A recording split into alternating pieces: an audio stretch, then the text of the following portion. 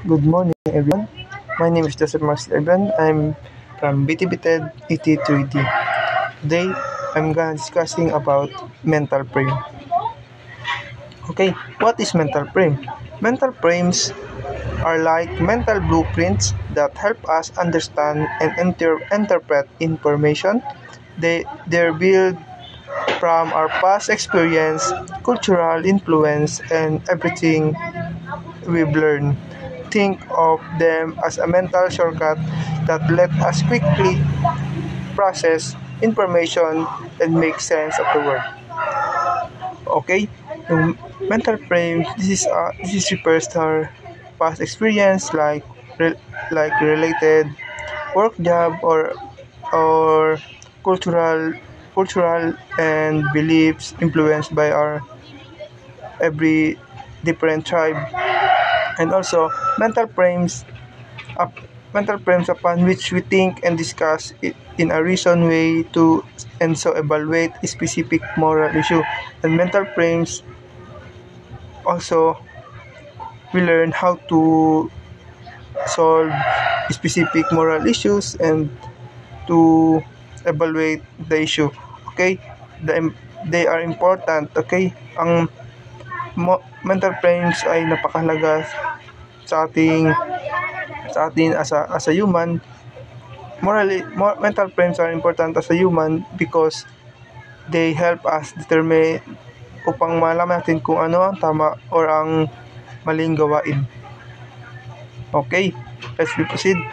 Why our mental frame is important? Bakit nga ba importante yung mental frames? Okay, basahin natin.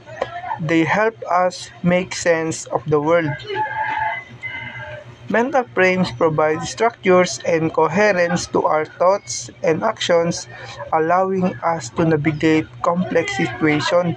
Okay, mental frames.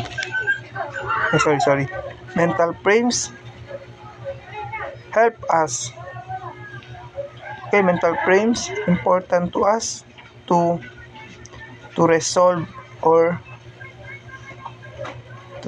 the problem, the situations. Kung sa mga komplikadong sitwasyon, this will help us. Okay, they guide our decision. Mental frames can help us make quick judgment and decisions based on past experience, belief. Okay, let's go back to the mental frame again. When we say mental frames, this refers to a pre-existing structures in our mind. Okay, ano nga ba yung pre-existing structures? Pre-existing structures involves influence by culture and society, yung influence kung anong na-influensyahan tayo sa ating kultura and also our past experience. Okay, when we say mental frames, this is that we able to predict. Okay, kumbaga wala pa nangyaring scenario, alam natin kung anong mangyayari. That is the one example of mental frames. Mental frames. Okay, in other words, mental frames refers to a predicting outcome. It means maging aware tayo kasi alam na natin eh. That is the one example of mental frames. Also, mental frames help us organize and interpret information that we use to understand the world around us. Okay, let's go back. How do they work?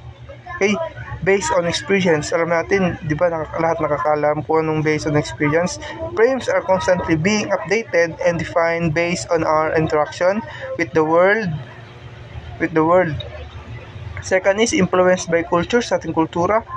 Our frames are shaped by the culture and society we live in.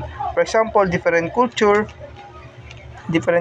may have different frames for success or family. Ibang kultura ay may iba't iba tayong mga mental frames. Flexibility, frames can change and adapt as well things encounter new situation. Dapat tayong maging flexibility kasi sa lahat sa araw ngayon, maka-encounter tayo ng mga iba't ibang sitwasyon sa ating buhay.